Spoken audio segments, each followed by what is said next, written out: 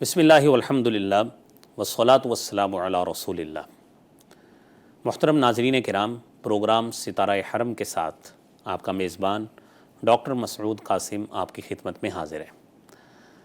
ہماری آج کی گفتگو میں ہمارا عنوان ہے قیام اللیل، رات کا قیام، تراویح کی نماز، رات کا عمل یعنی تہجد کی نماز۔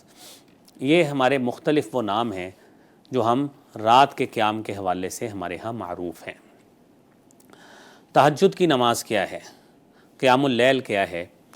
قرآن کریم میں اللہ رب العالمین نے سورہ ذاریات میں فرمایا ہے ما خلقت الجن والانس الا لیعبدون، میں نے جنوں اور انسانوں کو ایک مقصد کے تحت پیدا کیا ہے، وہ مقصد وہ میری رب تعالیٰ کی عبادت ہے۔ اب اس عبادت کو، اس کے کچھ حصے اللہ رب العالمین نے ہمارے اوپر فرض کیے ہیں۔ کچھ حصے وہ ہیں کہ کچھ سنتوں کی صورت میں ہمارے سامنے ہیں، نوافل کی صورتوں میں ہمارے سامنے ہیں۔ نبی کریم صلی اللہ علیہ وآلہ وسلم کے حوالے سے قرآن کریم میں موجود ہیں وَمِنَ اللَّيْلِ فَتَہَجَّدْ بِهِ نَافِلَةً لَكَ کہ اے نبی صلی اللہ علیہ وسلم، سورہ بنی اسرائیل کی آیت ہے، رات کا کچھ حصہ فتہجد بھی، اپنے رب کے لیے تہجد پڑھیں، نافلۃ لک، یہ آپ کے لیے نفل ہوگی یعنی اضافی عبادت ہوگی۔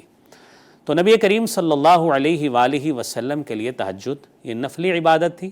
ہمارا عمومی پرسیپشن یہ ہے کہ آپ کے اوپر فرض تھی، حالانکہ انبیاء علیہم الصلاۃ والسلام کی یہ خاصیت ہوتی ہے کہ وہ جس عبادت کو شروع کرتے ہیں، جس کام کو شروع کرتے ہیں، وہ اس کو چھوڑتے نہیں ہوتے۔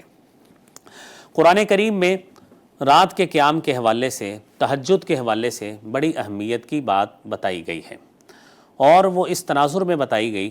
فرمایا گیا ان المتقین فی جنات وعیون آخذین ما آتاہم ربہم انہم کانوا قبل ذلک محسنین، کہ بے شک متقین وہ لوگ ہیں جو باغات اور چشموں پہ ہوں گے، اپنے رب سے لینے والے ہوں گے جو اللہ تعالیٰ ان کو دے گا، کیونکہ اس سے پہلے وہ نیکیاں کرنے والے تھے۔ کیسی نیکی؟ کانوا قلیلا من اللیل ما یہجعون، رات کو بہت کم سوتے تھے، بالاسحار ہم یستغفرون، سحری کے وقت اٹھ کر استغفار کیا کرتے تھے۔ اب یہ استغفار کرنا، ایسا عمل کرنا، یہ یقیناً یہ مومنوں کے لیے بہت بڑی فضیلت کا مقام ہے، کیونکہ مومن ہی رات کو جاگتا ہے، استغفار مومن ہی رات کو اٹھ کر اپنے رب کے سامنے گریہ زاری کرتا ہے۔ سورہ سجدہ میں اللہ رب العالمین نے فرمایا ہے تتجافى جنوبهم عن المضاجع يدعون ربهم خوفا وطمعا، یہ مومن ایسے لوگ ہیں کہ جن کے پہلو بستروں سے الگ ہوتے ہیں، یہ بستروں کے ساتھ چپک کر نہیں رہتے، بلکہ ان کے پہلو بستروں سے الگ ہوتے ہیں، يدعون ربهم خوفا وطمعا، اور وہ اپنے رب کو خوف اور طمع رکھتے ہوئے پکارتے ہیں۔ رب کا خوف بھی ہوتا ہے اور ساتھ طمع بھی ہوتی ہے کہ ہم اپنے رب کو پکاریں، حرص ہوتی ہے، لالچ ہوتا ہے۔ اور بالخصوص رمضان المبارک میں تو یہ لالچ، نیکی کا حصول، نیکی کی طلب، نیکی کرنے کا ذوق، یہ ہر مومن میں بہت اعلیٰ درجے کے ساتھ بڑھ جاتا ہے کہ میں اتنی نیکیاں کروں، ذکر اتنا کروں، اللہ کے لیے قیام اتنا کروں، کیونکہ حدیث میں آتا ہے من قام رمضان ایمانا واحتسابا غفر له ما تقدم من ذنبه، جس شخص نے رمضان کا قیام کیا ایمان کی حالت میں، ثواب کی نیت کے ساتھ، اس کے سابقہ گناہوں کو، اس کے گناہوں کو اللہ رب العالمین معاف فرما دیتے ہیں۔ اب یہ عمل یقینی بات ہے، ایک بہت بڑی فضیلت والا عمل ہے۔ نبی کریم صلی اللہ علیہ وآلہ وسلم نے بڑی فضیلت بیان کی۔ قرآن کریم میں جو آیات ہیں، مختصر دو آیات آپ کے سامنے محترم ناظرین پیش کی۔ حدیث مبارکہ میں آتا ہے نبی کریم صلی اللہ علیہ وسلم نے فرمایا افضل الصلاۃ بعد صلاۃ الفریضہ صلاۃ اللیل، بہترین اور افضل نماز جو فرض نماز کے بعد ہے وہ صلاۃ اللیل ہے، رات کی نماز ہے، تہجد کی نماز ہے جو ہم نے رات کو پڑھنی ہے۔ نبی کریم صلی اللہ علیہ وآلہ وسلم نے ذاتی طور پر بھی اس کا اہتمام بھی فرمایا۔ اب رات کی نماز خصوصاً رمضان المبارک میں ہم اس کو تراویح کی نماز کہتے ہیں، ہمارے عرف عام میں یہ نام ہے۔ نبی کریم صلی اللہ علیہ وآلہ وسلم نے اپنی زندگی مطہرہ میں آپ نے 3 دن رمضان المبارک کے آخری عشرے میں جماعت کروائی۔ آپ صلی اللہ علیہ وسلم نے مختلف اوقات میں اس کی جماعت کروائی۔ 23ویں رات آپ صلی اللہ علیہ وسلم نے عشاء کی نماز کے فوری بعد اس کی جماعت کروائی۔ پھر 25ویں رات کو رسالت مآب صلی اللہ علیہ وآلہ وسلم نے مڈ نائٹ اس کی جماعت کروائی۔ پھر اس کے بعد 27ویں رات کو رسالت مآب صلی اللہ علیہ وآلہ وسلم نے آپ نے آخری پہر میں آپ صلی اللہ علیہ وسلم نے جماعت کروائی۔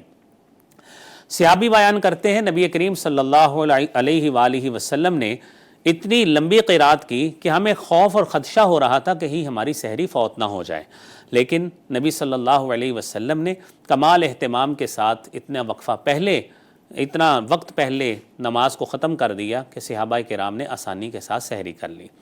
نبی اکرم صلی اللہ علیہ وآلہ وسلم نے اس تہجد کی نماز کے حوالے سے حضرت عبداللہ بن عمر رضی اللہ تعالیٰ عنہما کو فرمایا کہ صلاۃ اللیل مثنا مثنا، کہ آپ بلکہ صلی رکعتین رکعتین، کہ آپ دو دو رکعتیں پڑھ کے تہجد کی نماز کو ادا فرمائیں۔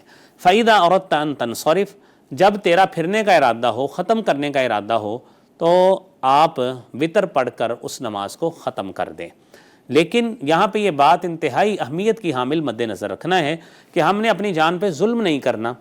جس طرح صحیح بخاری میں 3 صحابہ کرام کا وہ واقعہ معروف ہے جو نبی کریم صلی اللہ علیہ وسلم کے معمولات زندگی کے حوالے سے جاننے کے لیے آپ کے گھر گئے، اور جب آپ کے معمولات زندگی کا پتہ لگا، ایک نے روزے کا مصمم ارادہ ڈٹرمن ہو کے بات کی کہ میں ساری زندگی روزے رکھوں گا۔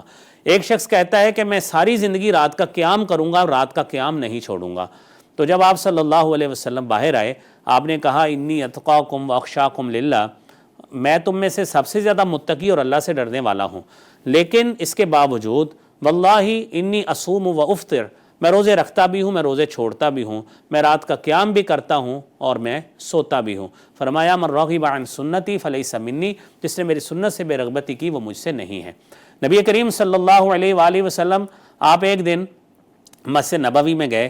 مسجد نبوی میں آپ نے دیکھا کہ شتیر کے ساتھ رسی بندی ہے، اور رسی بندی ہے، آپ نے پوچھا کہ جی یہ رسی کس مقصد کے لیے ہے؟ بتایا گیا رات کو سیدہ زینب رضی اللہ تعالیٰ عنہا آتی ہیں اور وہ عبادت کرتی ہیں، جب تھکنے لگتی ہیں، اونگ آتی ہے، رسی پکڑ لیتی ہیں۔ آپ نے فرمایا اس رسی کو کاٹ دو۔ لا یکلف اللہ نفسا الا وسعها، اللہ تعالیٰ نے کسی جان کو اس کی بساط سے زیادہ تکلیف نہیں دی۔ جب آپ تھک جائیں، جب آپ بیزار ہو جائیں، جب آپ کا دل نہیں کر رہا، طبیعت بیزار ہو رہی ہے، آپ وتر پڑھ کے اس نماز کو ختم کر دیں۔ تو یہ بہترین طریقہ ہے جو رسالت مآب صلی اللہ علیہ وآلہ وسلم نے بتایا ہے۔ پھر اس میں آپ صلی اللہ علیہ وسلم نے فرمایا، صحیح مسلم کی حدیث ہے، حضرت عائشہ صدیقہ رضی اللہ تعالیٰ عنہا بیان کرتی ہیں، یعنی جو شخص یہ ارادہ کیا ہے، جس نے یہ سوچا ہے کہ میں نماز پڑھوں گا صبح کے وقت، یعنی اٹھوں گا رات کے تیسرے پہر، تو اس کو کیا کرنا چاہیے؟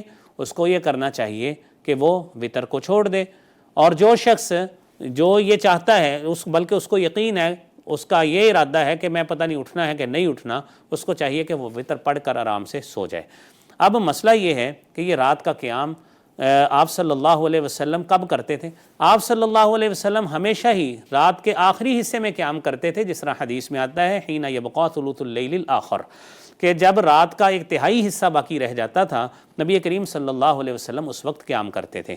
اور آپ نے خود امت کو اس بات پہ آپ نے انسپیریشن بھی دی ہے، پرووک بھی کیا ہے، موٹیویٹ بھی کیا ہے۔ آپ نے فرمایا کہ آپ علیکم بقیام اللیل، رات کا قیام ضرور کیا کرو۔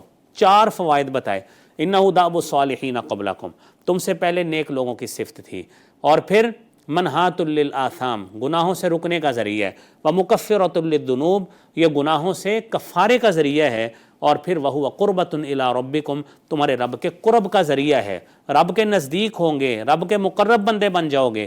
تو محترم ناظرین کرام، رات کے قیام کے لیے، تہجد کے لیے ہمیں محنت کرنی چاہیے، اور اس کے لیے جتنا ممکن ہو سکے رمضان المبارک کے مہینے میں بالخصوص اللہ کا قرب حاصل کرنے کے لیے، اللہ کے مقربین میں آنے کے لیے اس کی محنت کرنی چاہیے۔ اللہ کریم ہمیں اپنے مقربین بندوں میں ہمارا شمار فرمائے۔ پروگرام ستارہ حرم کے ساتھ اپنے میزبان کو اجازت دیجیے۔ اللہ حافظ و ناصر۔